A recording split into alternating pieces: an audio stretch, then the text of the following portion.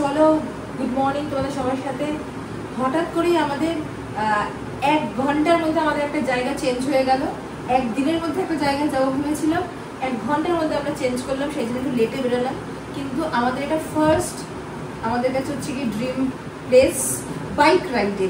কেন, তারপরে তো আরো লংয়ে যাবো। এবার ফার্স্ট একটা দেখি কতটা ফুলফিল করতে পারি। সঙ্গে থাকো, দেখতে থাকো। চলো টাটা।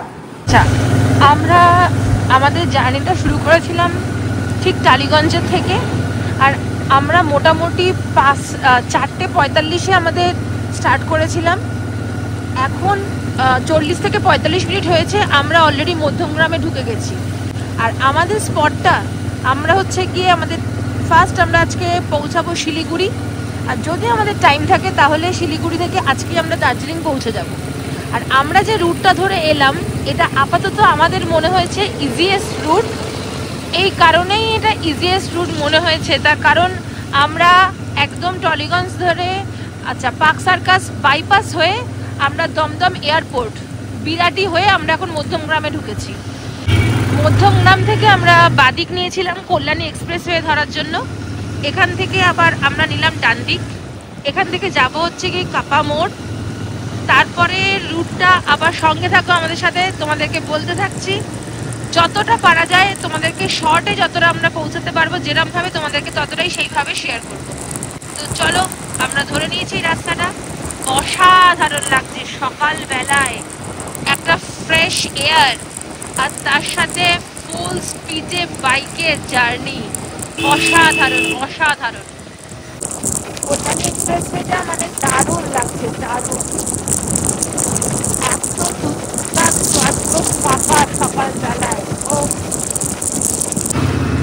আচ্ছা, তো আমরা তো হচ্ছে কি তোমরা দেখলে কল্যাণী এক্সপ্রেসওয়েটা মানে অসাধারণ, মানে অসাধারণ, মানে অসাধারণ। আর কতটা যে টাইমটা শর্ট করে দিয়েছে সেটা মানে বলার বাইরে। তো কল্যাণী এক্সপ্রেসওয়ে কাপা মোড় থেকে আমরা ডান দিক নিয়েছি। ডান দিক নিয়ে এখন যাচ্ছি বড়জাগুলির দিকে। বড়জাগুলি থেকে আমরা যাব হচ্ছে গিয়ে বাদিক ধরবো, ধরে আমরা NH-19 ধরবো। একদম NH-19 ধরে পৌঁছে যাব কৃষ্ণনগর, যেটা আমাদের ফার্স্ট হল্টিং প্লেস হবে। তো ওখানে আমরা ফার্স্ট হল্ট করব। আর তোমাদেরকে যে এই রুটের নামগুলো বলছি, তোমরা এই রুটগুলো একটু ফলো করবে, কারণ গুগল ম্যাপে তোমরা যদি এই রুটগুলো দিয়ে দাও তোমরা অটোমেটিক কিন্তু রুটটা ইজিলি তোমরা ফাইন্ড আউট করে নিতে পারবে। হ্যাঁ, শ্রীমন্ত কিন্তু এখনো পর্যন্ত এই যে গুগল ম্যাপটা চালায়নি। ও এখনো ওর এতটাই রাস্তা মুখস্থ যে ও চলছে, ও বলছে কৃষ্ণনগরের পর থেকে গুগল ম্যাপটা ইউজ করবে। তো তোমরাও যারা এরকমভাবে এতটা রুট তোমাদের মুখস্থ থাকবে তাদের কোনো অসুবিধা হবে না। কিন্তু যাদের রুট মুখস্থ থাকবে না তারা এই আমার যে জায়গাগুলো বা লোকেশনগুলো যেগুলো আমরা বলছি ওই ট্র্যাকে তোমরা গুগল ম্যাপগুলোকে ফলো করবে, তাহলে তোমরা ইজিলি পৌঁছে যেতে পারবে প্রথমেই কৃষ্ণনগর। তো চলো আমরা এখন যাই। এলাম বড়জাগুলির মোড়, এখান থেকে আমরা এবার বাদিক নিলাম। তোমরা আশা করি দেখে নিয়েছো। এখান থেকে আমরা একদম পুরো বড়জাগুলির মোড় থেকে ডিরেক্ট লেফট। তো এখান থেকে আমরা এবারে যাচ্ছি NH-19 ধরবো, একবারে কৃষ্ণনগর উঠবো। আচ্ছা, আমরা বাদিক ধরে যেটা ফার্স্ট এসেছি সেটা কিন্তু NH-12, ঠিক আছে? একটু আমার একটা মিস্টেক হয়েছে আমাদের। এখন একদম তোমরা হচ্ছে কি বড়জাগুলির মোড় থেকেই যখন আমরা টার্নটা নিলাম, আমরা যে ন্যাশনাল হাইওয়েটা উঠলাম কৃষ্ণনগর যাওয়ার জন্য সেটা কিন্তু NH-12। তো তোমরা অনেকেই হয়তো বলবে প্রথমটা শুনে যে কি হলো, কিন্তু ওটা একটা মিস্টেক হয়েছে আমাদের। ওটা হচ্ছে কি NH-19 নয়, প্রথমে NH-12। ফাইনালি কৃষ্ণনগরে আসলাম। কৃষ্ণনগরে এসে আমাদের ফার্স্ট যেটা বললাম তোমাদেরকে হল্ট, এখানে আমরা এসছি হচ্ছে গিয়ে হোটেল নীলাচল। তো এখানে আমরা ব্রেকফাস্টটা করব। এখানে অনেকগুলোই গ্যাপে গ্যাপে হোটেল আছে। আমরা দেখলাম এটা অনেকটা স্পেশিয়াস, গাড়ি ফাড়িগুলো প্রচুর রাখা। তো সেই জন্য আমরা আর আমাদের পিছনের ব্যাগটা আমরা একটা কাপড় দিয়ে বেঁধে এনেছি। কেন? ফর সেফটি, কারণ যদি না কিছু হয় তার জন্য।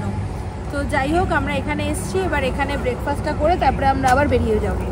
তো চলো নেক্সট আবার একবারে হয়তো এখন আর তোমাদের সাথে আসবো না, আবার একটা মেইন স্পটে গিয়ে তোমাদেরকে আমরা সেই লোকেশনটা বলে দেবো।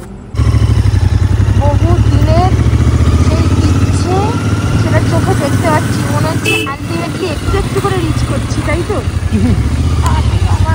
এটা হচ্ছে গিয়ে টোল প্লাজা। তো চলো ফারাক্কার দিকে এগোচ্ছি, তারপরে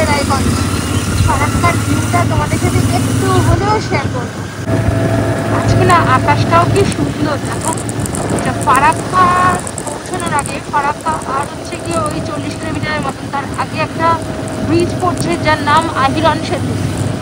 এই যে এটাও একটা ল্যান্ডমার্ক। ফারাক্কা ঢোকার আগে এই ব্রিজটা বা এই সেতুটা আহিরন সেতু।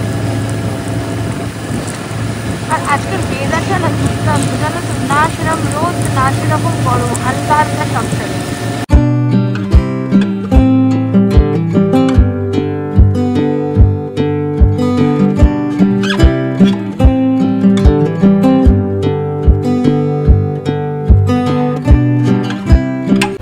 ফাইনালি আমরা ডালখোলা চলে এসেছি। তোমাদেরকে যে মানে যেখানে আমরা লাঞ্চ করেছি যে ধাবাটায়, তার তোমাদেরকে একটা ভিডিও সেন্ড করেছি। ভীষণ ভালো, ভীষণ ভালো একদম। কলকাতা থেকে যারা আসছো লেফট সাইডে পড়বে হচ্ছে গিয়ে আমাদের তোমার হচ্ছে গিয়ে ওই ধাবাটা, মালদাতে, একদম মালদা বাইপাস। আর চলো, মাঝখানে আসতে পারিনি আর, কারণ অনেকগুলো রায়গঞ্জ বাইপাস পরপর অনেকগুলো ক্রস করেছি, কিন্তু বৃষ্টি হচ্ছিলো, ওয়েদারটা মাঝখানে কেমন একটা ডাউন হয়ে গেছিলো, সেই জন্য তোমাদের সাথে আসতে পারিনি। এখন ফাইনালি ডালখোলা এসেছি। শ্রীমন্ত একটু চা ঠা খাচ্ছে, তারপরে একবারে শিলিগুড়ি। চলো, তোমাদেরকে এই আপডেটটা না দিলেই নয়, যারা স্পেশালি বাইক নিয়ে আসছো বা গাড়িতে হয়তো অতটা অসুবিধা হয় না। এই দেখতে পাচ্ছ রাস্তার কন্ডিশন, ডালখোলা থেকে একদম ইসলামপুর অবধি এই খারাপ রাস্তাটা, মানে আমরা যতটা টাইমটা ম্যানেজ করে পুরোটা এসছি, এইখানে এসে পুরো আমাদের টাইমটা একদম ডিজাস্টার হয়ে গেল। এই দেখো রাস্তার হাল। এই যে আমরা ওদিক থেকে এসে আমরা একটু রাস্তা দাঁড়াতে বাধ্য হয়েছি, এত খারাপ রাস্তা, মানে এইটা সাংঘাতিক সাংঘাতিক। এটা না ইয়ে হলে পরে খুব চাপ।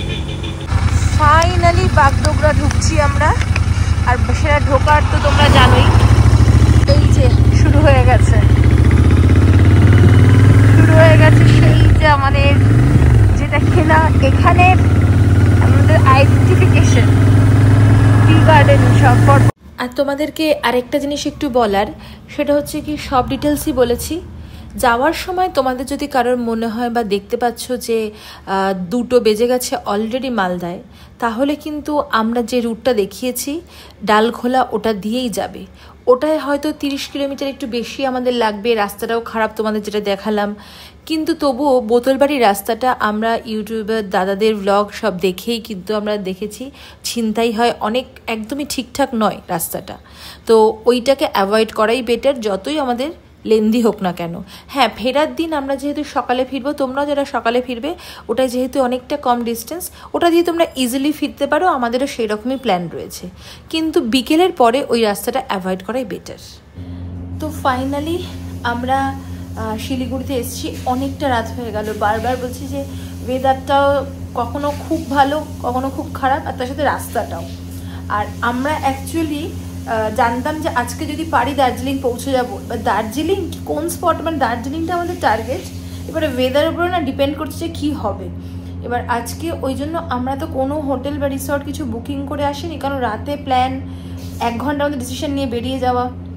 আমরা জাস্ট যখন দেখছি যে আর আমরা পৌঁছাতে পারবো না দার্জিলিং, তোমাদের সাথে যখন শেয়ার করছিলাম যে শিলিগুড়িতে আমরা ফার্স্ট হল্ট করবো আজকে, সেই সময় আমরা ওই বিকেল নাগাদ আমরা হচ্ছে গিয়ে মেক মাই ট্রিপ থেকে একটা হোটেল রুম বুক করে ফেলি, জাস্ট একটা রাতের জন্য, কালকে সকালে যেতে বেরিয়ে যাব।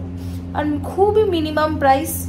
যারা বাইকাররা আসো, বাইকার বন্ধুরা, তোমরা যেরকম আমাদেরকে সাজেস্ট করো, আর আমরা নর্মালি আসলে হয়তো একরকম লাইফস্টাইল লিড করি, বাইকে আসলে আমরা সত্যি অন্যরকম লাইফস্টাইল লিড করি। আর সেটার জন্যই আমি তোমাদেরকে বলছি যে এইটা যেটা আমরা কি জানি নামটা, হোটেল